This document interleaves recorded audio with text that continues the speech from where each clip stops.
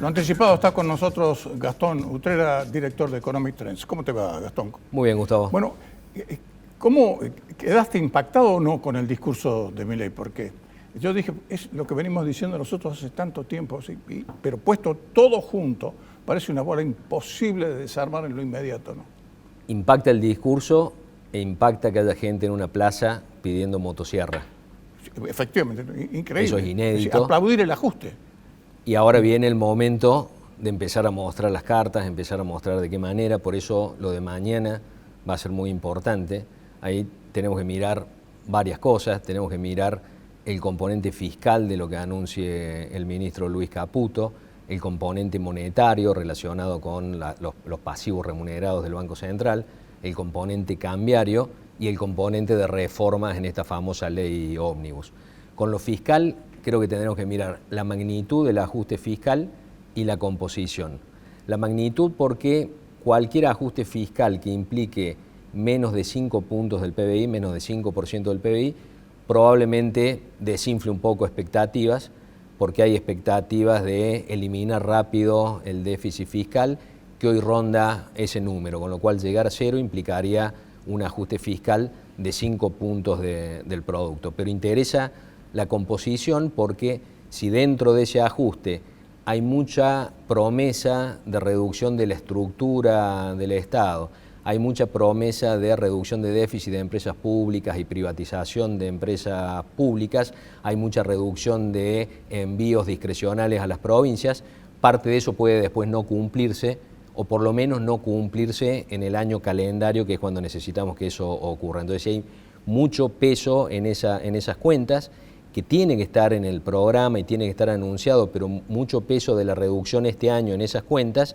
puede quedar sabor a poco por las dudas acerca de la posibilidad de lograrlo. El grueso del ajuste fiscal tiene que estar en la reducción de las transferencias económicas al sector privado, subsidios a distintas tarifas. Ya sabemos que ahí es posible reducir rápidamente el déficit fiscal, ya lo hizo Macri, el gobierno de Macri en 2019, está la contrapartida de que hay que pagar más tarifas, pero volvemos al comienzo. Había una plaza pidiendo motosierra y más que eso, esa es la metáfora. En realidad hubo un electorado que entendió que hay ciertos ajustes que hay que hacer, que habrá que pagar más tarifas y en todo caso eso hay que hacerlo lo más rápido posible porque como todo gobierno, en los primeros meses este gobierno va a tener todavía a su favor las expectativas de cambio, con lo cual tendremos que ver esa composición. Seguramente va a haber algo de reducción de transferencias discrecionales a las provincias, no todo porque después hay que negociar leyes con los gobernadores,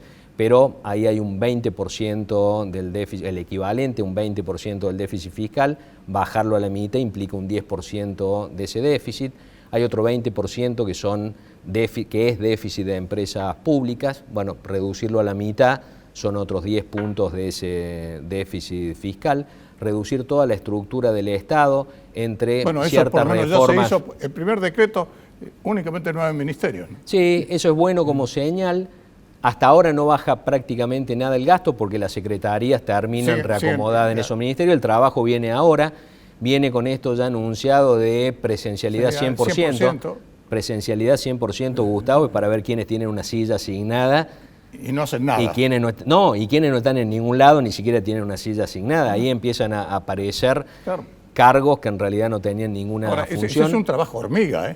Bueno, es un trabajo hormiga, con lo cual hay una reducción del 15%, jugando también con la inflación y licuar, digamos, con inflación, ahí puede haber otros 10 puntos. 70% del déficit fiscal hay que cerrarlo con reducción de subsidios económicos y aumento de tarifas, y eso es reducir los subsidios económicos actuales a la mitad. Probablemente alguna combinación de todo esto es lo que vamos a encontrar mañana, y de cualquier manera creo que tendríamos que mirarlo con estos ojos. ¿Cuál es la magnitud para que no desinfle expectativas? Hay muchas expectativas puestas ahí.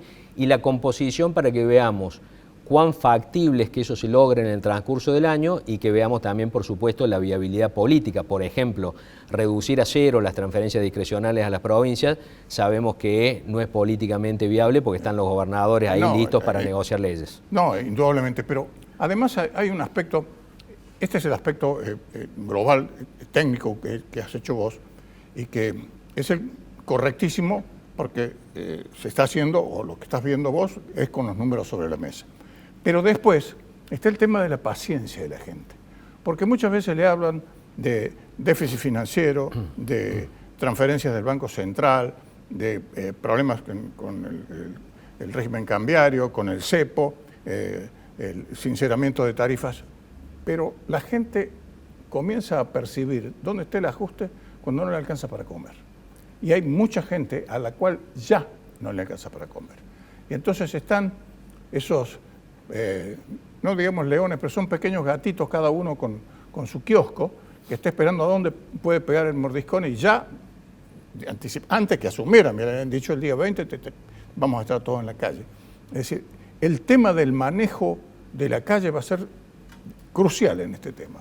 De la calle, de las expectativas económicas y de la otra parte del programa económico que se tiene que anunciar mañana, que tiene para bien y para mal, o para bien o para mal, efectos mucho más rápidos sobre la economía que es todo lo monetario y lo cambiario.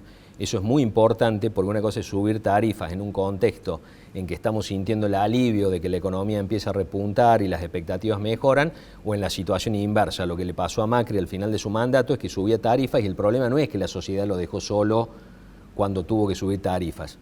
Es que la gente estaba sufriendo el fenomenal ajuste de la macroeconomía. Exacto. Cuando salta la inflación, porque salta el tipo de cambio, cae el poder adquisitivo de los salarios y en ese contexto se hace inviable el aumento de tarifas. Por eso es tan importante el ordenamiento de la macroeconomía.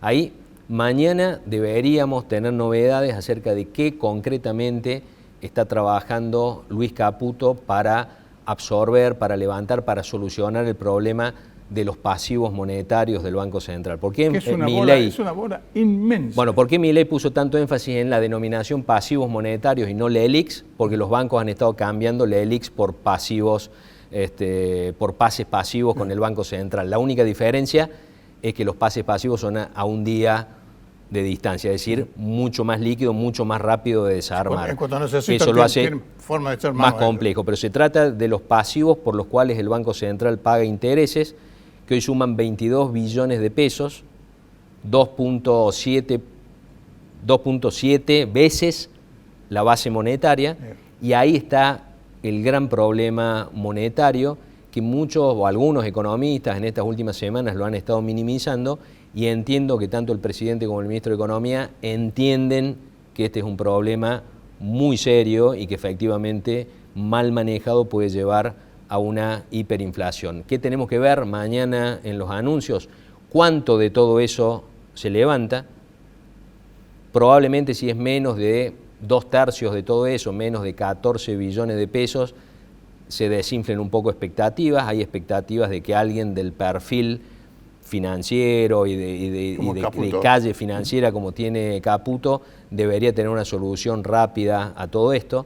Entonces, la magnitud de lo que anuncie mañana va a mantener las expectativas que hay o las va a desinflar un poco, y la composición de todo eso es una solución más sólida, por más que es criticable de algunos aspectos, conseguir dólares colocando deuda en el exterior a mediano plazo y con esos dólares levantar sin riesgo de estampida cambiaria los pasivos remunerados. Las designaciones, las últimas designaciones que ha hecho Caputo están dirigidas a personas que son especialistas precisamente en este tema de conseguir plata. Lo que pasa fresca, es que los mismos especialistas, en caso de no conseguir esos fondos en dólares, podrían tratar, y seguramente va a haber una combinación de todo esto, de reemplazar eso por letras del Tesoro, es decir, reemplazarlo por deuda del Estado en lugar de deuda del Banco Central, limpiar entonces el balance del Banco Central, pero quede la deuda en el Tesoro.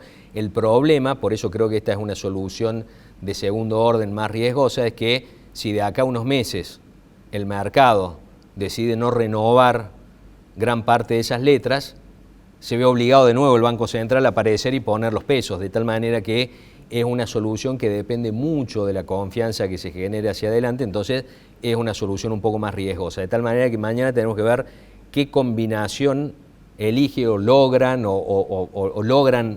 armar para tratar de solucionar lo más rápido posible el tema de los pasivos remunerados. Después está toda la cuestión cambiaria.